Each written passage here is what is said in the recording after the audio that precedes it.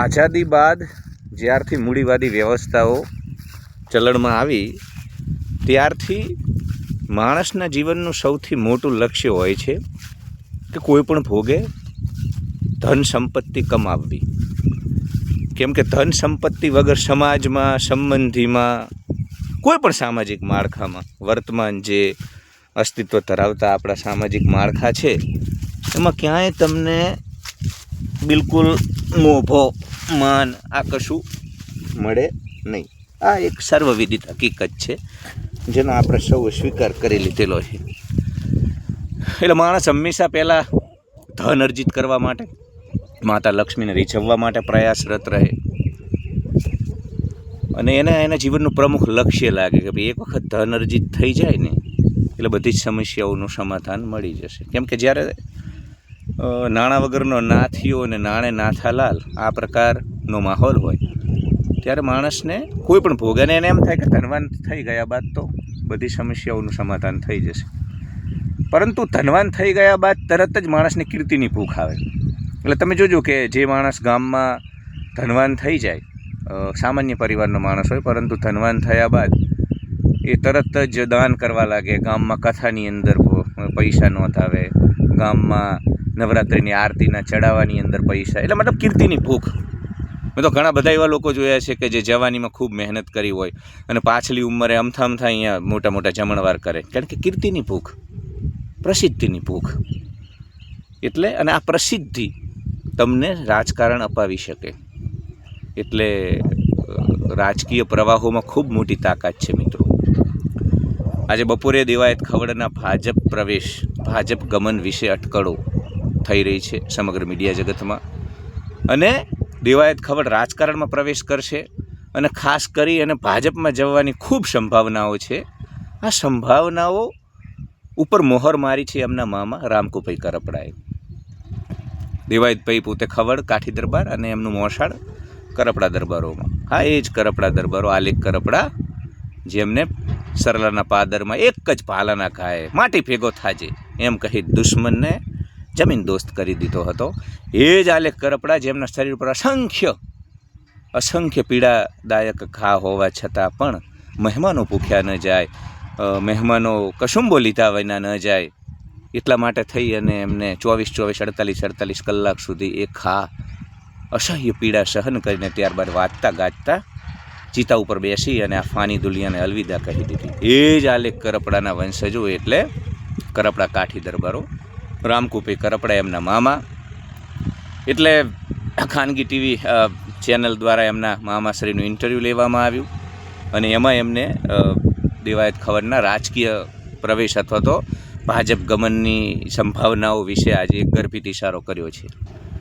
એટલે જો અગ્નિ વગર ધુમાડો ન આવે અને એમના મામા છે, લોહીનો સંબંધ હોય, માણસની સતત નજીક રહેતા હોય એટલે ખબર હોય કે માણસ કઈ દિશામાં જઈ રહ્યો છે. એટલે દેવાયતભાઈ રાજકારણમાં આવી શકે અને યોગ્ય સમય છે. પૈસો, પ્રસિદ્ધિ બધું મેળવી લીધું. હવે એ જે તબક્કે છે ત્યાં સત્તાની ખૂબ જ જરૂર છે. કેમ કે આપણે ગમે તેટલી મોટી વાતો કરીએ, તમને કહું, ગમે તેટલું મોટું તત્વજ્ઞાન, ફિલોસોફી, ગમે એટલું, પણ સત્તા આગળ શાણપણ નકામું. છેલ્લે સત્તા ખૂબ જ મહત્ત્વપૂર્ણ છે. સત્તા છે ને એનાથી પહેલાં ધર્મકારણ સૌથી ઊંચું હતું. અષ્ટઋષિ મંડળ આપણને સૌને ખબર છે. પરંતુ 2025માં અને છેલ્લી સદીમાં રાજકારણ સૌથી સર્વોપરી છે.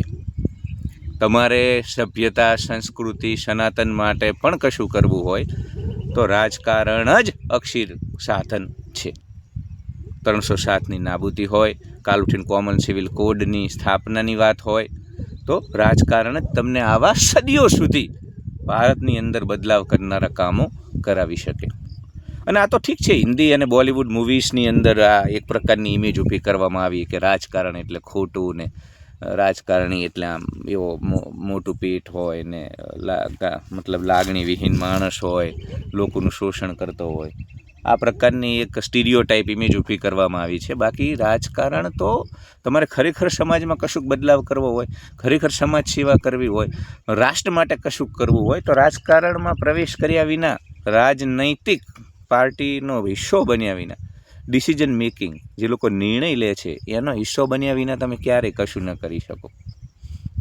એટલે જો દેવાયતભાઈ ખવડ રાજકીય ગમન કરતા, ભાજપ ગમન કરતા હોય, રાજકારણમાં પ્રવેશ કરતા હોય તો એ કાબિલે તારીફ છે. એમાં બિલકુલ કોઈ એવી વસ્તુ નથી કે ભાઈ એમને રાજકારણમાં પ્રવેશ ન કરવો જોઈએ. કેમ કે એના જીવનમાં જે દૂધઈથી શરૂઆત કરી હતી ત્યારે શરૂઆતના તબક્કે ઠીક છે પ્રસિદ્ધિ અને પૈસો મહત્ત્વપૂર્ણ હતો, પણ એ બંને માતા લક્ષ્મીની ખૂબ મહેરબાની અને પ્રસિદ્ધિ પણ ખૂબ આખા ગુજરાતમાં યુવાનોમાં ખૂબ લોકપ્રિય, આટલું તો વિચાર્યું પણ નહીં હોય. એટલે હવે યોગ્ય સમય છે, સમય પાકી ગયો છે કે રાજકારણમાં પ્રવેશ કરે.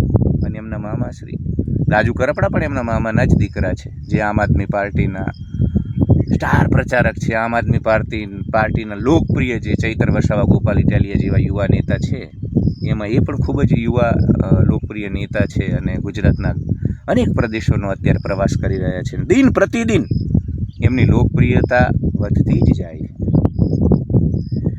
એટલે સારું કાઠી માટે. આમ પણ કાઠી સમાજમાં ગુજરાતના રાજકારણમાં રહ્યા કાઠી દરબારો, કેમ કે કાઠી દરબારો સત્તામાં રહ્યા, રજવાડા એમના હતા કાઠિયાવાડમાં. આખો સૌરાષ્ટ્ર પ્રદેશ જે છે એ કાઠી દરબારોના લીધે જ કાઠિયાવાડ કહેવાયો. એટલે સત્તામાં, નિર્ણય શક્તિમાં, ડિસિઝન મેકિંગમાં રહ્યા. પણ હમણાંના છેલ્લા 1 દશકની વાત કરીએ તો પાંખી હાજરી છે ગાંધીનગરમાં કાઠી દરબારોની.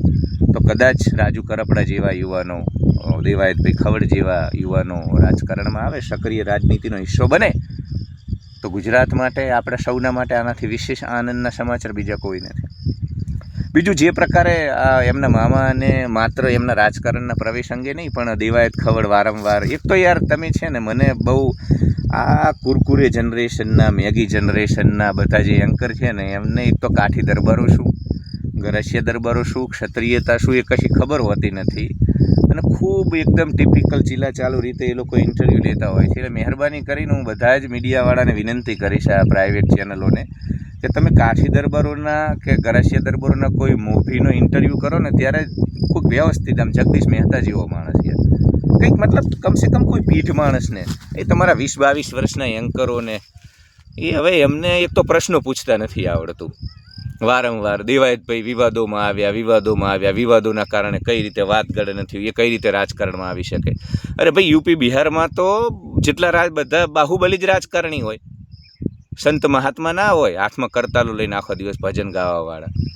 એટલે એક તો કશું યુપી બિહારમાં તો એવું કહેવાય છે કે કાં તો તમારો 50-100 લોકોનું પરિવાર હોય, કુટુંબ તમારું, તો એમાંથી કાં કોઈ રાજકારણમાં હોવો જોઈએ તો શાંતિથી જીવી શકો, અથવા કોઈ અપરાધી હોવો જોઈએ, ગેંગસ્ટર બાહુબલી, તો તમે શાંતિથી જીવી શકો, અથવા તો કોઈ IAS IPS ઓફિસર હોવો જોઈએ ક્લાસ 1 સિવિલ સર્વિસીસમાં.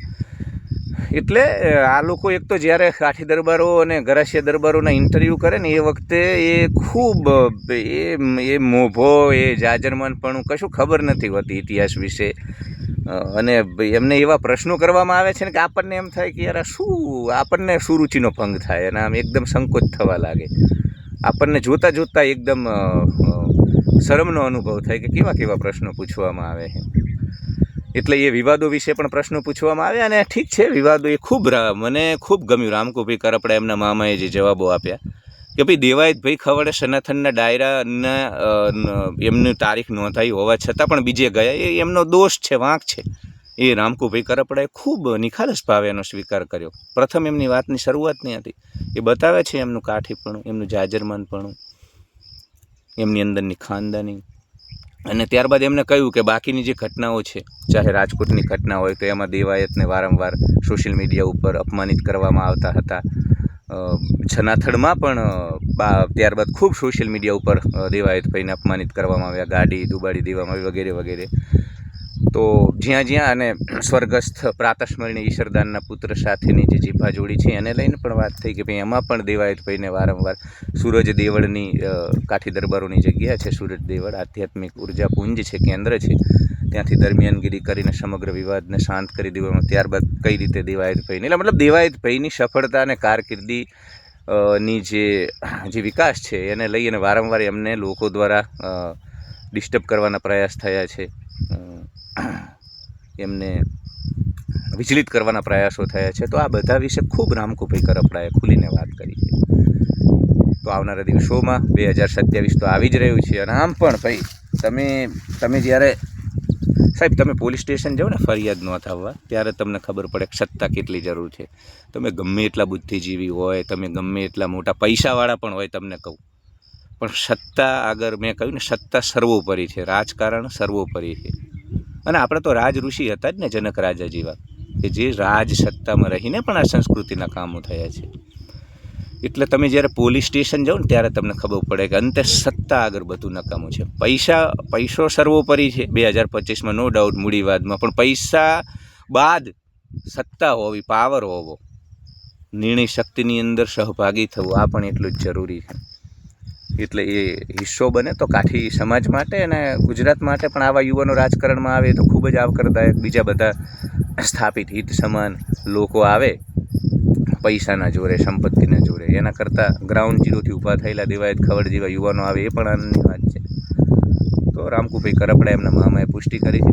કાઠી દરબારો વિશે એક વાત હું તમને કહીશ કે એમના નામ ઘણી વખત રામકુભાઈ, વાલકુભાઈ, એ એમ નામની પાછળ સિંહ ઓછું લગાવે, જોકે હવે લગાવે છે સિંહ, પણ એ ભાઈ લખાવે. કેમ કે પહેલાં તો સિંહો અત્યારે તો ગીરના જંગલમાં મર્યાદિત છે. પહેલાં સિંહ ચોટીલાથી લઈને આખા સૌરાષ્ટ્રમાં સિંહ હતા, અને કાઠીઓના જે રજવાડા છે, કાઠિયાવાડનો જે પ્રદેશ છે, ત્યાં સિંહ બધી જગ્યાએ હતા. તો એ લોકો જ્યારે ગાયનું મારણ કરતા, એટલે કાઠી તો સૂરજ દેવતાને પૂજવાવાળી એક ક્ષત્રિય કોમ, અને ગાય માતા તો માતા જ, ગાય માતા માટે અનેક બલિદાનો કાઠી દરબારોએ આપ્યા, ગરાસિયા દરબારોએ આપ્યા. એટલે ગાયનું મારણ સિંહ કરતો હોવાથી એ લોકો નામની પાછળ સિંહ નહોતા લગાવતા. એટલે પણ એ પણ આનંદની વાત છે કે કાઠી દરબારો સિંહ લખાવે કે ન લખાવે, એમના સિંહ હોવા વિશે કોઈ પ્રશ્નાર્થ નથી કરતું. આખાય ગુજરાતમાં કાઠી દરબારોથી મોટા કોઈ સિંહ નથી, એ આખું ગુજરાત જાણે છે, આખો ક્ષત્રિય સમાજ જાણે છે. અને એ સિંહ લખાવે કે ભાઈ લખાવે, મેં કહ્યું ને કે એમના સિંહ હોવા વિશે કોઈને પ્રશ્નાર્થ નથી, કેમ કે એમનો એવો ઇતિહાસ છે ભાઈ, લડાયક, જુજારો, આક્રમક. તો ઠીક છે, બસ આ જ વાત મારે કરવી હતી કે દેવાયતભાઈ ખવડ જો આવે સત્તામાં તો વેલકમ છે. અને બીજું મહેરબાની કરી અને યાર, મેં કહ્યું એમ કે તમે દેવાયત ખવડનું ઇન્ટરવ્યૂ કરતા હોય કે કોઈ પણ કાઠી કે ગરસિયા દરબારોનો, તો કોઈક પીઢ માણસોને કહો ઇન્ટરવ્યૂ લેવા માટે. આ નવી પેઢીના, નવી જનરેશનના જે બાળકો છે ને, એમને મહેરબાની કરીને કાઠી, ગરાસિયા કે ક્ષત્રિયોના ઇન્ટરવ્યૂ ન લેવા દેશો.